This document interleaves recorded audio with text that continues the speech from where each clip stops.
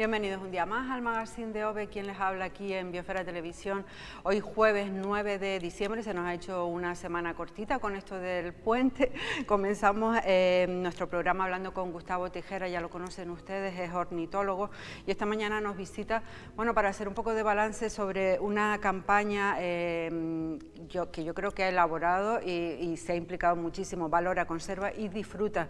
Va encaminada a informar acerca de los riesgos que corre la lechuza canaria oriental.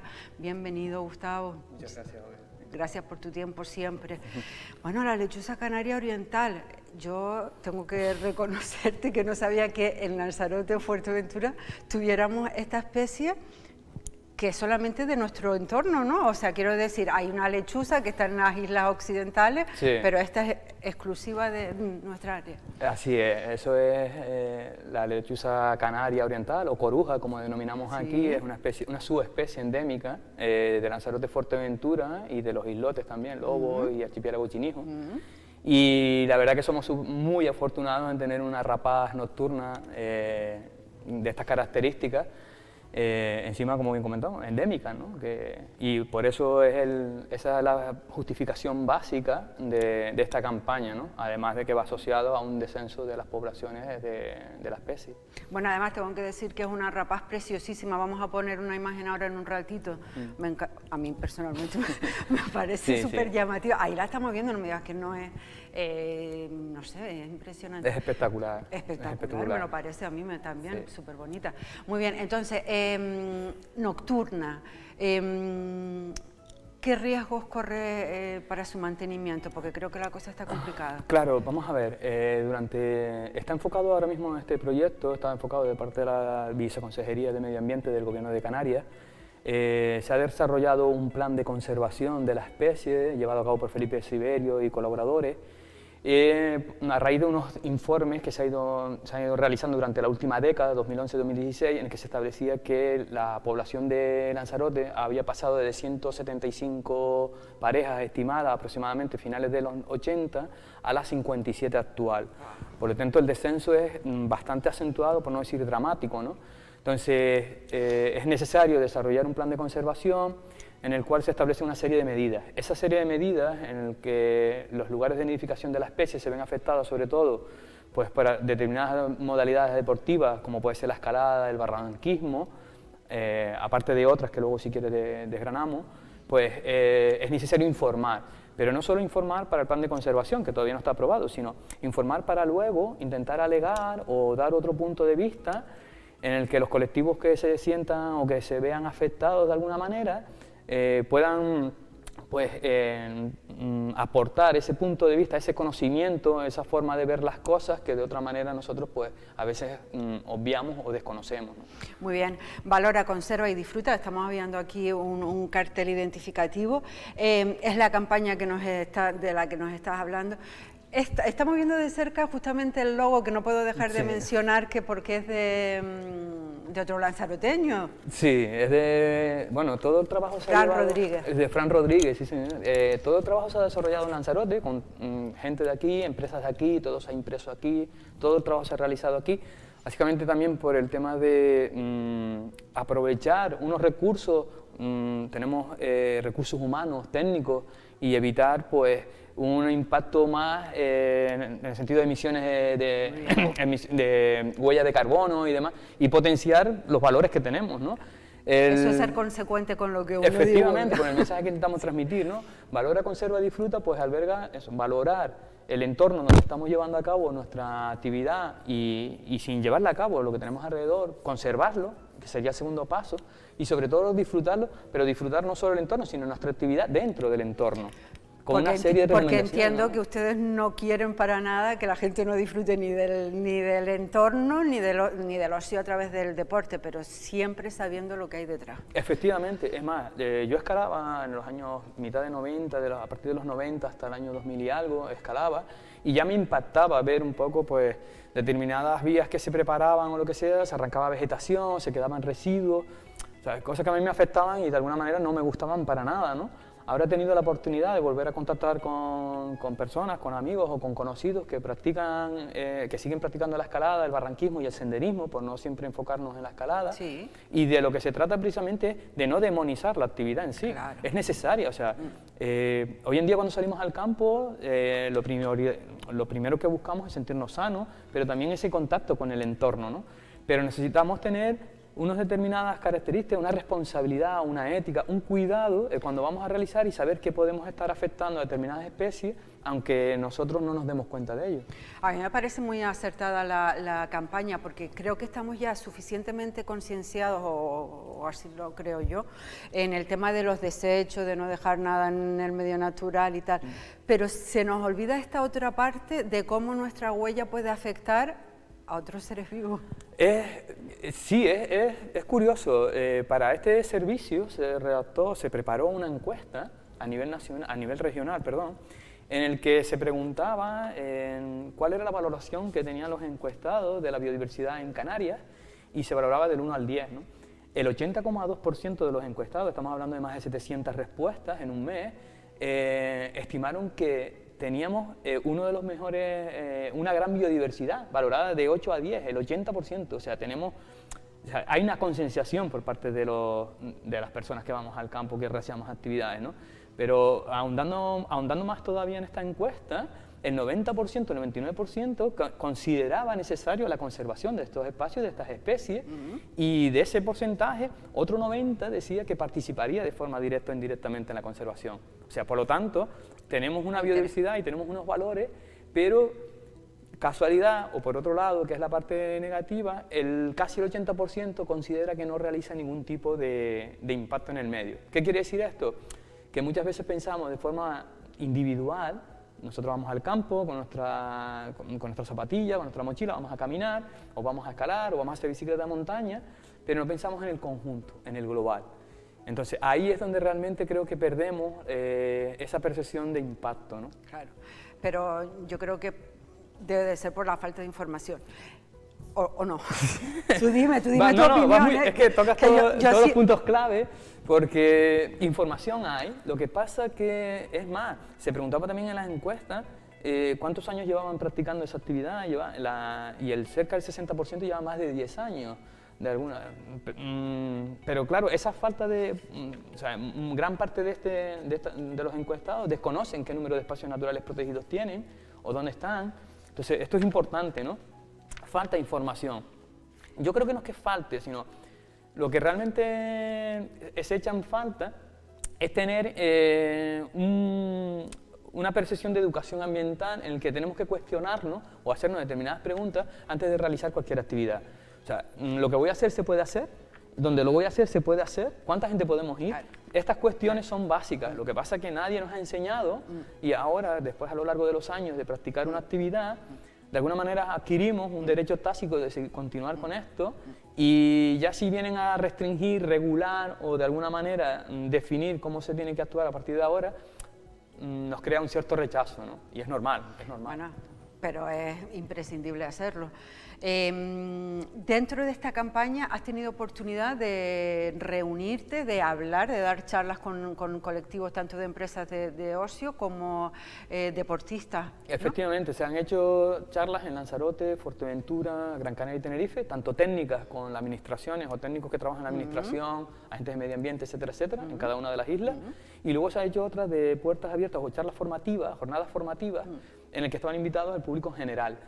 Sí que han asistido algunas personas relacionadas con el mundo con las actividades deportivas, pero no ha sido, al final no ha calado este mensaje, no sabemos muy bien por qué, porque en algunas charlas o jornadas estaban ya difundidas en las redes desde hace una semana y pocos han asistido, pero sí que cuando han asistido se ha creado un debate, ¿no? Lo que comentabas anteriormente es la falta de información. Quiero recalcar, resaltar e insistir en que no es solo la actividad deportiva o las distintas modalidades deportivas, sino son muchos factores externos. Claro. Por ejemplo, muchas de las especies, por ejemplo, una de las más afectadas por atropellos es la lechuza en Lanzarote, de un trabajo que publicamos en el 2014 sobre este tema. Un estudio que hizo un informe, Seoverlife, con los tendidos eléctricos, durante 2 años en Fuerteventura y Lanzarote, también salía la lechuza como seriamente perjudicada y otros tipos de rapaces. pero tenemos parques eólicos, tenemos venenos, tenemos pegamento que se distribuye de forma a granel, aparte de su muerte natural que incide también en las poblaciones. O sea, lo que queremos resaltar sobre todo, por encima de todo, es que la actividad deportiva es necesaria, pero siempre con una ética y, como bien pone en el póster, por unas buenas prácticas. Son cinco detalles nada más que si lo llevamos bien, si lo llevamos a cabo en la práctica diaria, vamos a conseguir no solo disfrutar de nuestra actividad, sino del medio natural, que es lo que se propone, ¿no? Uno de los objetivos clave. Estoy leyendo el tema de las mascotas, que creo que ya lo hemos hablado, o por lo menos en privado, en alguna que otra ocasión. Tu mascota, tu responsabilidad, se nos escapa. El que queramos que nuestros perros, normalmente perros, disfruten del aire libre y disfruten de la playa y disfruten del campo, pero hay una consecuencia detrás. Con la lechuza sobre todo porque es la gran desconocida, ¿no? Cuando hablamos de lechuzas o búhos, ¿no? Que son aves rapaces nocturnas, de hábitos nocturnos, principalmente la lechuza, pero bueno, ambas se podían incluir en el mismo grupo. Cuando tú les preguntas o haces una pregunta sobre la lechuza, automáticamente hay una relación directa en la que nosotros por el día podemos ir y nos vamos a molestar a la lechuza, pero sin embargo esa sensación, esa percepción es equivocada. Porque es como si nosotros fuéramos a la puerta de nuestra casa a las 2 de la mañana, a las 3 de la mañana, a abrir una zanja, que seguramente salimos por la puerta para afuera y no de muy buenas maneras. Entonces, este es el principal problema de estas modalidades y de estas actividades deportivas, ¿no? Incidimos directamente en el área de descanso y en el área de nidificación de la especie, que es altamente territorial todo el año. Mientras que otras especies, como puede ser el guirre, o puede ser el tagarote o el cuervo, en determinadas épocas del año está en un determinado territorio para nidificar y luego hay una dispersión el resto del tiempo. En la lechuza no sucede así, es territorial todo el año y defiende su territorio todo el año. Además es muy sensible a las molestias producidas. Entonces volvemos otra vez al principio, que es la falta de información, la falta de un desconocimiento general de cuáles son las molestias o cuáles son las especies que tenemos, y ahí es donde repercute esta justificación de la campaña, ¿no? Nos queda claro, creo que finaliza en pocos días. Ya mañana. Mañana, ya mismo, mañana, ¿no? Sí. Pero ¿por dónde pasa la solución? A ver... Buena pregunta. Bueno. Sí, tener cuidado con nuestro entorno, ya lo acabamos de decir, con las modalidades deportivas que practicamos, pensando siempre en lo que hay detrás, pero más allá de eso, en la buena voluntad de las personas, lo siento, pero no nos podemos fiar del todo. Tenemos que tener, tenemos un problema actualmente a la hora de interpretar o de aceptar determinada información, ¿no? Cuando muchas personas, entre Felipe, Fran, Otto, Benearo, o sea, muchas personas que conocemos, nos dedicamos al mundo de la investigación y la ciencia. Cuando promovemos un plan de conservación o una actuación de este tipo, no es porque queramos. A veces se nos achaca que ahora tú vas a defender esto, ahora resulta que ahora todo está protegido. Esto no lo estamos protegiendo porque sea mío. Esto es de todo. Esto nos representa tanto como el que vive en Aría como el que vive en Playa Blanca. Es una parte de nuestra biodiversidad y por lo tanto parte de nuestra identidad. El problema es que a día de hoy cualquier cosa que se intente de alguna manera exponer o hacer entender, hay un rechazo frontal o directo en el que todo el mundo tiene una opinión. Sí. El problema no es que tengas una opinión, que puedes tenerla, por supuesto, faltaría más, y crear un debate, sino que esa opinión es la verdadera y por lo tanto no permito, a través de las redes sociales sobre todo, sucede muchísimo. Si hay una interacción negativa o que no me interesa, le doy de baja o lo quito, ¿no? Entonces, tenemos este problema, ¿no? No se acepta la información, no se acepta que hay un trabajo de campo de 10, 15 años detrás y que las cosas no se hacen porque sí, sino porque hay una justificación y el descenso de la población así lo demuestra, de la especie. Bueno, yo felicitar también a la Consejería de Transición Ecológica por la apuesta. Por supuesto, la verdad que ellos también, dentro de lo que cabe, con sus medidas, recursos limitados en personal técnico, en recursos económicos, pues están mega cargados, súper saturados de trabajo y hacen lo que pueden, y la verdad que es loable el trabajo. Muchas veces cuando hablo con ellos de cómo están a tope, cómo no pueden, entonces a veces chocamos, pero bueno, intentamos unar esfuerzo porque la conservación no es para mí ni para los que nos están viendo ahora, sino para generaciones futuras. Tiene un papel fundamental también. Enhorabuena a ti también por el trabajo. Muchas gracias. Para que ustedes lo entiendan mejor, voy a despedir a Gustavo con un vídeo sobre la campaña que lo va a contar estupendamente bien. Muchas gracias. Como siempre. Muy amable.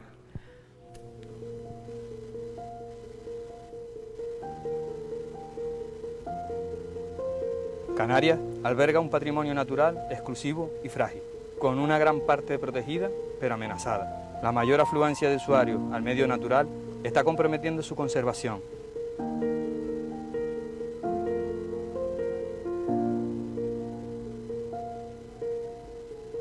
Tenemos que encontrar un equilibrio en el que seamos capaces de disfrutar responsablemente de la naturaleza, respetando determinadas áreas destinadas en exclusivo a la conservación de ecosistemas únicos presentes en nuestras islas.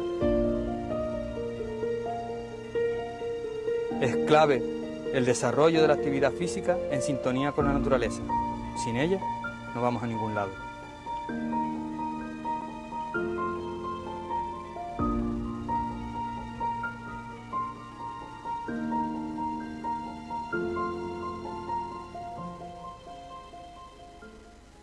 Bueno, ahora ya sí tengo sentada a mi siguiente invitada. Me acompaña esta mañana Judith Casas Machín. Ella es madre de un niño con diversidad funcional y bueno, aprovechando que hace escasísimos días celebrábamos el Día Internacional de la Discapacidad, ella hoy quiere hablar un poquito acerca de los problemas y las barreras que se encuentran las familias todavía en el ámbito de la educación. Bienvenida, ¿qué tal estás? Muchas gracias, muy bien. Gracias por tu visita. Bueno, que comento que mucho se nos llena la boca a todos de inclusión y de todas estas palabras, pero después en la vida real son un montón de problemas con los que se encuentran las familias. Así mismo. Este curso, pues mi niño tenía asignado auxiliar, porque es muy importante, porque en el aula 20 niños es imposible que la profesora pueda pues atenderlos a todos a la vez, y él necesita un poquito de ayuda. Sí. Y resulta ser que me encuentro cuando comienza el curso con que el auxiliar pues solamente está destinado para niños con problemas motóricos, o sea, una discapacidad motórica o problemas de conducta. Vale, para que la gente lo entiende, es diferente a la diversidad funcional que tiene tu niño. Sí, porque tiene TEA y discapacidad intelectual. Muy bien. Entonces, la situación con la que me encuentro es esa. Es que de repente te han asignado a un auxiliar y por recortes que están afectando ya no solamente en educación, sino en sanidad también hay que decirlo, te ves que ahora ya no tiene ese auxiliar, ya no tiene ese porque apoyo. Va a otro... Claro, entonces va a otro niño que yo estoy muy de acuerdo en eso, pero también pues nuestros niños con TEA, con síndrome de Down, que tienen discapacidad intelectual, que necesitan ese apoyo en los coles, pues ¿qué pasa con nosotros? Porque en mi situación hay muchas madres también. Vale, no sé si podemos entender perfectamente lo que estamos contando. Un niño con este tipo de diversidad funcional necesita el apoyo sí o sí, porque la profesora, como bien ha dicho ella, tiene que dar clase a todos los alumnos. Y es que él necesita un poquito más de atención porque necesita otro tipo de explicación. Para una inclusión real. Por supuesto. Claro, porque entonces, ¿con qué me voy a encontrar? Que aunque la profe haga todo su empeño, aunque el cole quiera hacer todo su esfuerzo, es que es imposible. Al final lo van a ir dejando de lado porque es así, desgraciadamente. Y no avanza, y no va a avanzar a lo que él podría avanzar. Por supuesto. Porque no tiene ese pequeño apoyo. No tiene ese pequeño apoyo. Y entonces vas a educación y te encuentras con qué es lo que hay, como dicen, no se puede presentar recursos, no se puede hacer más nada porque no se va a aceptar un auxiliar. Entonces, si yo digo, si tiene un mínimo de potencial, yo quisiera explotárselo, quisiera que él, para su día a día, para que él mejore todo. Y porque no basta solo. Que tampoco se está pidiendo nada del otro mundo. Vamos a ver, esto está recogido y para eso están los auxiliares. Y que es un derecho que él tiene. Que te encuentras con esa barrera que es imposible. Lucía Ballestero, que estuvo aquí, también hizo mención sobre este tema, porque somos muchas madres que estamos pasando esta situación. Al final es siempre lo mismo, que lo que yo digo, se nos llena la boca con el tema de la inclusión. No hay inclusión. Y la inclusión no llega. No llega. No termina de llegar. No llega. Déjame, Judith, que dé la bienvenida también a Ligia Molnar. Ya saben que ella es la coordinadora de la Asociación Social Creciendo. Bienvenida. Casi no llegas, Ligia. Sí, muchas gracias. Te agradezco muchísimo que también nos acompañes hoy. Ya hace unos días que pasó el Día Internacional de la Discapacidad, pero bueno, esto es una tontería, los días de, porque hay que hablar del tema siempre. Sí, nada, agradecerte como siempre este espacio y bueno, esta vez queríamos un poco hablar del Día de la Discapacidad y un poco tratar de sacar algunos temas que creemos que hacen falta que se hablen para que en todo, quien tenga que ir actuando en cada cosa, vayamos sumando un cambio. Sí, hemos empezado hablando con Judith de las barreras que nos encontramos a nivel educacional. Ella me estaba contando el tema de su niño, que se ha visto de repente sin el auxiliar que tenía asignado. Esto es una de las barreras, porque hay más, ¿no? Claro, siempre venimos a hablar del Día Internacional de la Discapacidad y en este caso hay, como siempre decimos, muchas cosas que se fueron avanzando, pero hay muchas barreras invisibles en donde tienen que actuar muchas personas que hoy en día están en activo, ¿no? Estamos hablando en este caso de educación, estamos hablando de leyes, estamos hablando de quien arma recursos, estamos hablando de quien está delante de un aula, estamos hablando de un director y estamos hablando de actividades como hemos venido a hablar de un campamento. Estamos hablando de distintas personas que trabajan en distintos sitios que tienen que accionar para que esta inclusión sea real. Y en este caso vengo en representación de la asociación y tú me conoces también, soy mamá de un niño con diversidad funcional. Y bueno, hablando y poniendo en valor muchas veces la actividad, como bien dice Judith, la disposición de algunos centros, pero que la inclusión no son solo palabras y estamos en una etapa de cambio en donde tenemos un riesgo también, como lo hemos tenido en pandemia, en recortes y demás, hay muchos modelos que no son inclusivos y se tratan de meter de alguna manera. Y bueno, aprovechar este Día de la Discapacidad para que se pueda ejercer la decisión y la libertad de elegir qué tipo de educación buscamos. Muy bien. Está bien que haya introducido esto, porque claro, en muchas ocasiones pasa por intentar que todos los alumnos vayan a las... No, es que yo digo, si mi hijo se portase mal o fuese un niño que no se pudiera dar clases, automáticamente el centro me llama y me trata de, no, mira, yo creo que lo mejor es un aula en clave, pero es que no. Que yo no estoy diciendo que el aula en clave sea mala ni nada parecido. No, yo tampoco. Simplemente que claro, que no en todos los casos debería de ser. Pero yo como madre tengo toda la potestad y el derecho para escoger la educación de mi hijo. Si yo quiero un aula en clave o yo quiero una educación, una escuela ordinaria, ¿entiendes? Entonces, pues yo escogí eso. Entonces, si tuviese mal comportamiento, ya enseguida, ya al tener discapacidad, pues mira, te recomendamos aula en clave, pero yo no quiero. Entonces, como no tiene mal comportamiento de momento y lo que tiene es el TEA y la discapacidad intelectual, pues necesito ese apoyo dentro del centro. ¿Has intentado hablar con alguien de educación? Ya yo tuve una reunión con el inspector de educación y su respuesta fue que es lo que hay, que no se le va a poner auxiliar. Entonces, te sientes mal por esa situación, porque ¿qué va a pasar? Dejarlo ahí. Porque ya te digo, por mucho esfuerzo que haga el centro, por mucho esfuerzo que haga la profesora, es imposible, no llega, porque él necesita su atención especial. Gracias a Creciendo Yaiza, que también hace la colaboración en el cole, y más o menos tiene 2 días un pequeño apoyo, pero no es suficiente. Sí, evidentemente, y a los docentes no se les puede decir nada porque bastante que hacen. No, yo no puedo exigirle nada, bastante sí. Y súper agradecida estoy. Te entiendo perfectamente. Ligia, desde la asociación han tenido oportunidad de poder hablar con alguien de educación. Se está trabajando en ello, se van haciendo las cosas que van paso a paso, pero bueno, como los tiempos no siempre son los que uno espera, a veces vamos instrumentando bastantes cosas a la vez.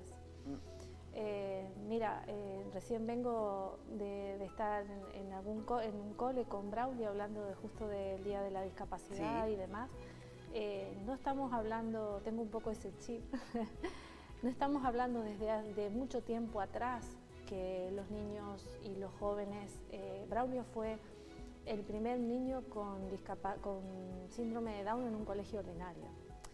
Y Pablo Pineda es el primer joven con un estudio universitario. Como yo digo, no todos serán ni Pablo Pineda ni Braulio Betancourt. Claro, pero esto pasa a nivel general, todos no somos igual. Traigo esto para decir que, y un poco reivindicar también la labor de una madre, de venir y sacar de su día a día y demás, porque hay muchos padres que han trabajado para que hoy exista un Braulio, para que hoy exista un Pablo Pineda, y no estamos hablando de tanto tiempo atrás en donde la gente se escondía, donde quizás un hijo con discapacidad no se planteaba ir a un montón de sitios. Y yo creo que hablo de una evolución social. Hemos evolucionado socialmente, eso no cabe duda, pero no podemos parar. Me parece muy bien lo que... Claro. No podemos parar, hay que seguir luchando por lo que... Hay personas que me dicen, vas a perder tu tiempo en ir... No voy a perder mi tiempo. Alguien me escuchará. Claro que sí. Alguien me escuchará. Es lo que digo yo. Yo no voy a perder mi tiempo. Sí, totalmente de acuerdo. Y voy a seguir en esta lucha. Ligia, siguen trabajando en la asociación con un montón de actividades y de cosas. Ahora siguen entonces todavía con las charlas en los colegios, ¿no? Sí, se intensifican un poquito ahora con el Día de la Discapacidad, pero sí, seguimos con las charlas, siguen las actividades y bueno, siguen los apoyos terapéuticos, el trabajo dentro del aula, las actividades inclusivas, tenemos arte, deporte. ¿Participaron el fin de semana en TIS? ¿Estuvieron o no? Sí. Fue la primera vez también que empezamos, después de la pandemia, estuvieron los desiguales. Y nada, un número un poco cortito, pero bueno, fuimos allí y la verdad que, como siempre, una energía, la de los chicos y de la familia, es muy bonito. Pero bueno, a mí, perdón, pero escuchar la parte educativa y estar aquí como rol de Creciendo Yaiza, creciendo y demás como mamá, también me moviliza. Porque a ti también te afecta, claro. Sí, la verdad, y a veces pienso que al tener que vivirlo en primera persona me vuelve a poner en un rol de sacar la energía para seguir hablando. Yo quería sacar también el tema de los auxiliares, como dijo mi compañera, seguir un momentito, perdón, es un tema que hay que seguir hablando. No siempre fue tan automático, todavía hay muchos papás que tienen que seguir trabajando para que eso se haga efectivo. Y también ver que cuando tienen que salir de viaje, de estudios y demás, tienen que tener, cuando haga falta, tienen que tener a disposición un auxiliar.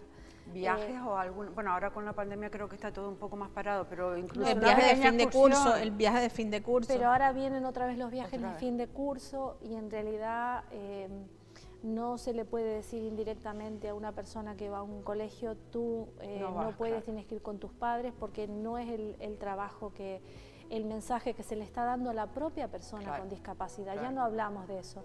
Y quiero desmistificar, porque no es una cuestión de comodidad de los padres ni nada por el estilo. Es en realidad querer que tenga su experiencia como cualquier otro. Entonces, me parece que hay que empezar a hablar de estos temas. Hay disposición del centro y de los centros y demás muchas veces, pero no va a ser el primer caso, OVE, de niños que no vayan. El aula en clave, lamentablemente, yo no sé cuántos viajes de estudio han hecho. Yo creo que el viaje de estudio es parte de la currícula, como lo ponen, y si es parte de la currícula, tienen que intervenir todos. Tiene que ser para todos. Entonces, somos minoría, pero me parece que hay que hablar desde estas edades hasta trabajo, como hemos hablado en otro momento y demás, pero bueno, elegimos este día para hablar de estos temas. Y que todos los padres, asociaciones que tengan que trabajar en este tema, no nos cansemos, como no se cansaron un montón de mamás que no sabemos su nombre. Sí, es que somos muchas madres que estamos pasando por esta situación. Mamás y papás, perdón. Sí, claro, familias como tal, familias enteras que estamos pasando esta situación, y después también pues tenemos que aguantar que nos digan que exigimos más. No, es que exigen mucho más de quizás lo que te toca o para cómo está el niño. No, es que yo exijo todo, así tengas, ¿entiendes? Claro, yo exijo lo que me corresponde. Y hacen muy bien de visibilizarlo, la falta de auxiliares, porque la inclusión pasa por ahí. Si es una de las cosas que cogen en educación, habrá que solucionarlo. Sí, auxiliares, formación docente, a ver, son muchas aristas, son muchas cosas, pero lo que venimos a hablar es de auxiliares y bueno, como parte del camino. Bueno, chicas, un placer enorme. Muchísimas gracias a ti, a tu equipo, por darnos siempre visibilidad, por siempre intentar ayudarnos. Para mí es un placer enorme, me da mucha pena tener siempre tan poco tiempo, pero ya saben que el apoyo está ahí para siempre, para lo que necesiten. Un placer. Muchísimas gracias. Saludos a los dos niños. Vale. Un placer. Gracias. Bueno, seguimos compartiendo vídeos de la campaña El Círculo que te protege, de la Delegación del Gobierno de Canarias, para informar sobre el círculo de recursos públicos a disposición de la ciudadanía en general, para proteger a las víctimas de la violencia de género y denunciar los casos. Vamos a verlo. En España existe un círculo de recursos públicos que te protege a ti y a tus seres queridos frente a la violencia de género. Es el círculo que dibujan las distintas administraciones con un amplio abanico de servicios asistenciales cercanos, confidenciales y seguros. Las víctimas de la violencia machista tienen derecho a solicitar la protección que la coordinación de las distintas administraciones pone a su disposición. Pueden acudir a un centro de atención a la mujer. Allí serán asesoradas para ser beneficiarias, entre otros recursos, del servicio Atempro, que con la tecnología adecuada y la entrega de un teléfono a la víctima, les ofrece una atención inmediata y a distancia, asegurando su acompañamiento y una respuesta rápida a las situaciones que puedan presentarse las 24 horas del día, los 365 días del año y sea cual sea el lugar en que se encuentre. Para acceder a él es necesario que la mujer no conviva con su agresor.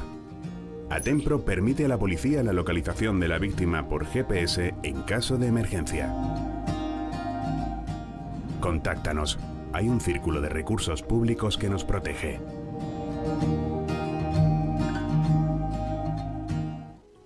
Cambiamos totalmente de tema. Esta mañana me acompaña Leo Fajardo, que viene desde Aviapartner Lanzarote, y Luis Arencibia, técnico de la Cámara de Lanzarote. Bueno, vamos a hablar de la primera edición del premio Empresa Referente de la FP Dual, que entrega justamente la Cámara de Lanzarote. ¿Es así, Luis? ¿Es la primera edición? Exactamente, sí, este año es la primera edición, sí. Cuéntanos un poquito en qué consiste el premio. Sí. El premio y el proyecto de las empresas en FP Dual. Vale, bueno, igual lo más, digamos, lo más clarificador es explicar qué es la FP Dual. La FP Dual es el modelo de formación profesional que predomina en Europa, países como Alemania o Suiza, mediante el cual los alumnos se forman tanto en el centro educativo como en las empresas.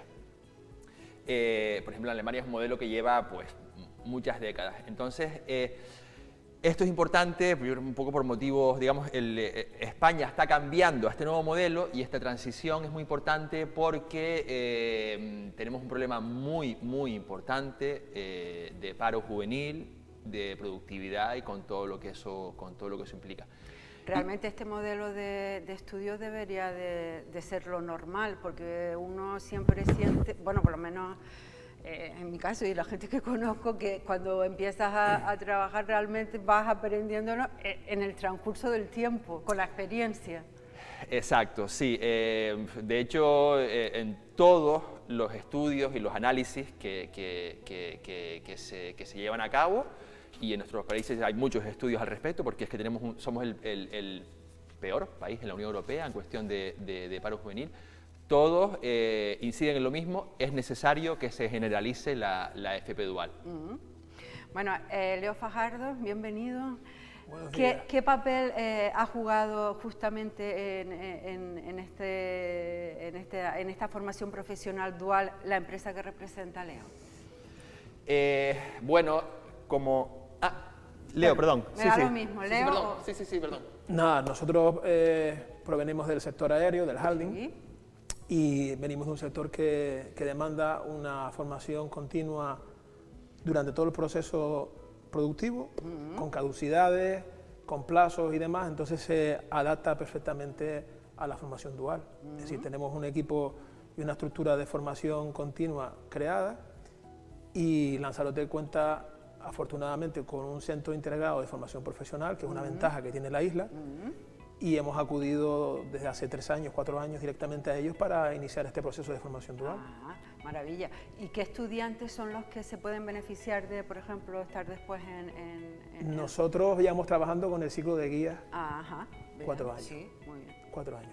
Entonces surge de ahí, es decir, la necesidad que tenemos nosotros de incorporar y de captar nuevos talentos, y la ventaja de tener este centro integrado en Lanzarote, que parece que no, pero es una ventaja para las empresas poder acudir y tener una oferta de alumnos que pueden incorporarse a las empresas durante X meses y formándose poco a poco dentro de su etapa educativa.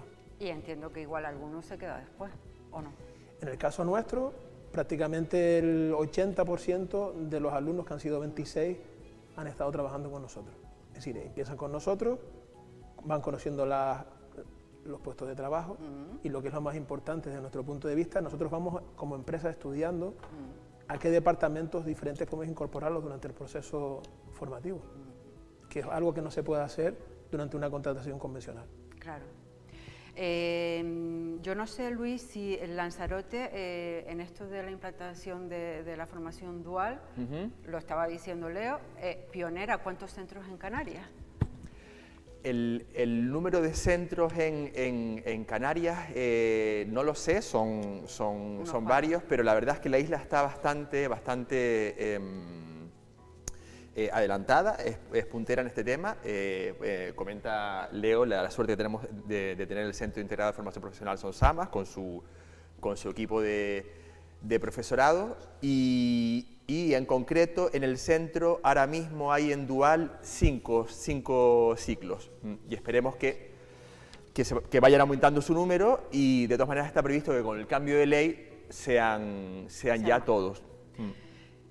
¿Se esperaban esta nominación, este premio, este reconocimiento? Hombre, ciertamente había más empresas que estaban participando, sí, que nosotros estábamos desde el principio, y o sea, lo que es el equipo formativo está muy satisfecho, ¿no? Porque aparte del premio en sí, yo creo que viene bien para que se conozca el proyecto, y ya no solo en la rama nuestra, sino en otro tipo de ramas, la conozcan otras empresas y acudan a este tipo de iniciativas. Claro.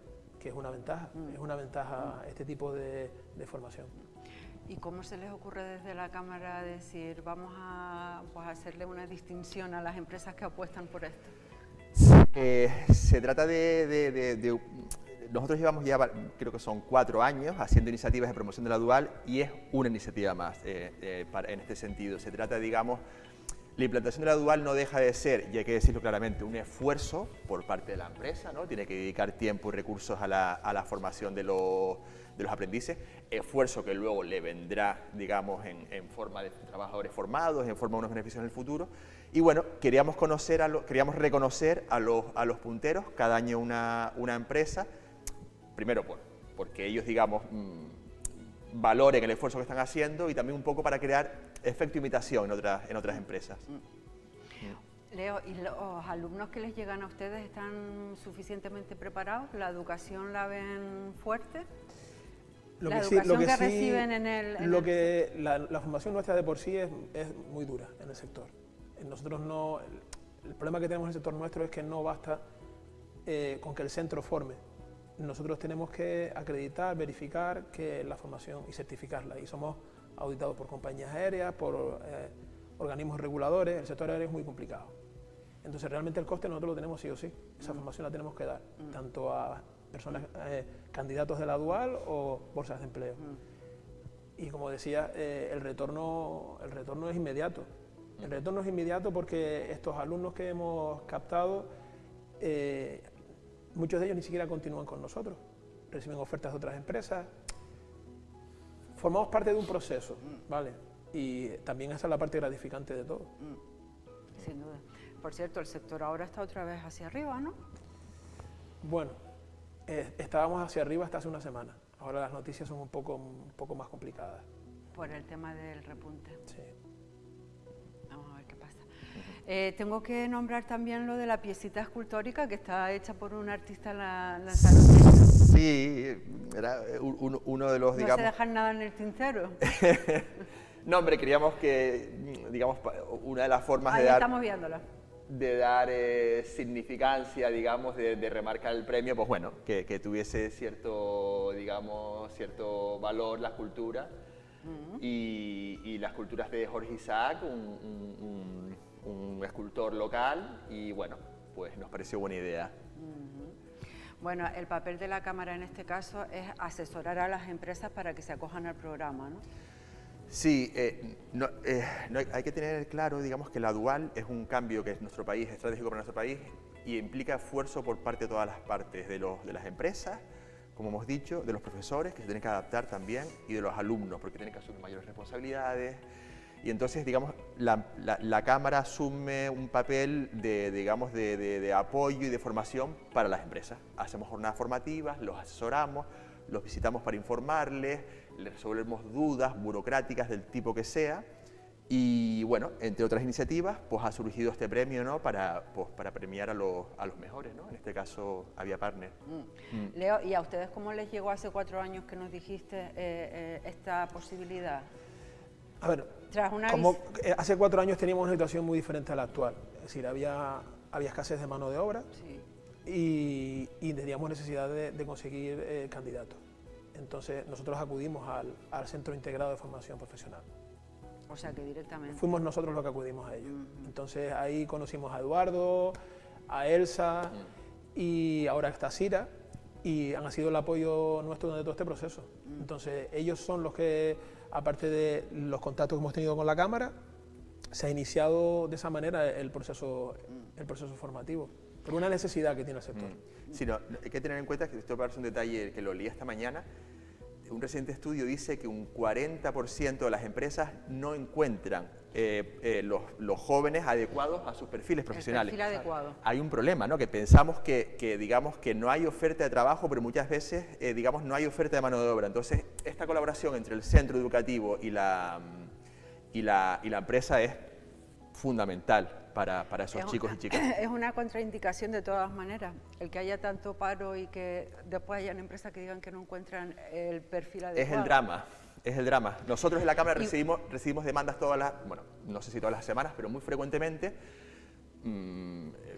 electricistas, fontaneros, profesionales cualificados de grados, ciclos medios, superiores, y las empresas no encuentran en el mercado. Ajá. Pero igual falla por el tipo de formación por el que hemos apostado durante tantos años los españoles. Efectivamente, que teníamos a la FP un poquito como... Es una de las claves. Como hacia atrás. En países como Alemania, los niveles formativos, arriba los universitarios no son la mayoría. En España sí. Y faltan muchísimos profesionales de grado medio, por lo cual hay muchos universitarios frustrados haciendo trabajos por debajo de su cualificación o directamente en paro, ¿no? Cuando un profesional de grado, un profesional digamos, de formación intermedia, tienes muy buenas retribuciones y están muy valorados en el mercado, ¿no? En su sector. Sí, aparte lo que ella comentaba, lo que tú comentabas antes, es decir, ya nos llega el reporte de alumnos que se matriculan en los centros y ya directamente cuando se matriculan preguntan para hacer luego la dual con nosotros. Ya tenemos casos ya de que es la propia matrícula del alumno en el centro la que pregunta, me gustaría hacer la dual en Avia Partner. Yo creo que eso se debería extrapolar a otras empresas, claro, no al sector nuestro solo. Sí. Restauración, etcétera, etcétera, etcétera. Sí, es que el tema es que en otros países más avanzados, digamos, este tema no es responsabilidad del sistema educativo y que no son las empresas, el sistema educativo, todos trabajan conjuntamente para tener luego los buenos resultados que tienen por encima de nosotros, ¿no? Y sobre todo por esos chicos y chicas, ¿no? Que muchas veces se ven en dificultades con lo que acarrea eso. Yo creo que ya ha cambiado el tema de la formación profesional y con la dual todavía más, pero hace unos años, vamos, muchísima gente ni se la planteaba. Y ahora es complicadísimo, tengo que decirlo también, conseguir plaza en alguno de los grados, ¿eh? Claro, ese es el tema. ese es el tema. Hay bastante variedad de estudios, pero claro, digamos, la oferta pública se tiene que ir adaptando a una demanda que va a ser mucho mayor. Que es mayor. Efectivamente. Bueno, yo conozco a alguien muy cercano que 2 años se ha quedado fuera de lo que quiere. Sí, no, podemos tener ese problema, no solo en la salud, sino a nivel del país. Veía noticias hace una semana de fondos de inversión extranjeros invirtiendo en cadenas privadas de formación profesional en España. Entonces, digamos, aparte del ámbito privado, el ámbito público deberá hacer un esfuerzo para aumentar plazas, ¿no? Porque es lo que demanda el mercado laboral. Bueno, chicos, un placer el que me hayan querido contar un poquito en qué consistía este premio. Enhorabuena a la compañía. Ánimo, que estoy seguro que volvemos otra vez a los niveles. No, somos un destino seguro y vamos a estar en buenos números pronto, seguro, desde que la situación se normalice. Ojalá sea así. Gracias, Luis, un placer. Gracias a ti. Bueno, antes de recibir a mis próximos invitados, vamos con la previsión del tiempo para las próximas horas.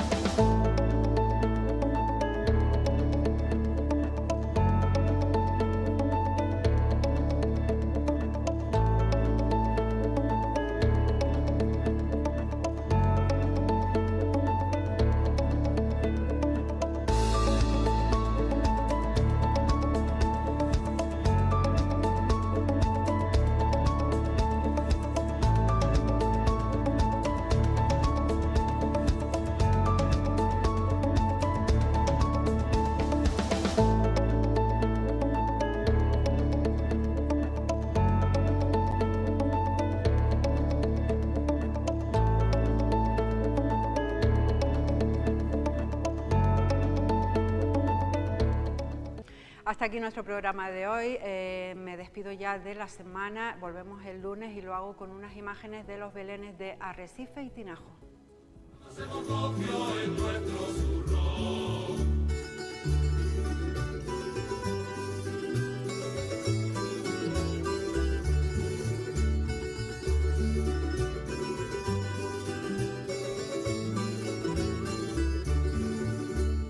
Una estrella guía hacia ese portal a 3 reyes guanches que al niño adorarán.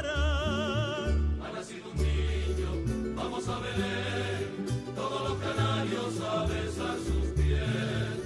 En fiesta canaria ha nacido Dios, amasemos copio en nuestro zurrón. Ha nacido un niño, vamos a Belén, todos los canarios a besar sus pies. En fiesta canaria ha nacido Dios, amasemos copio.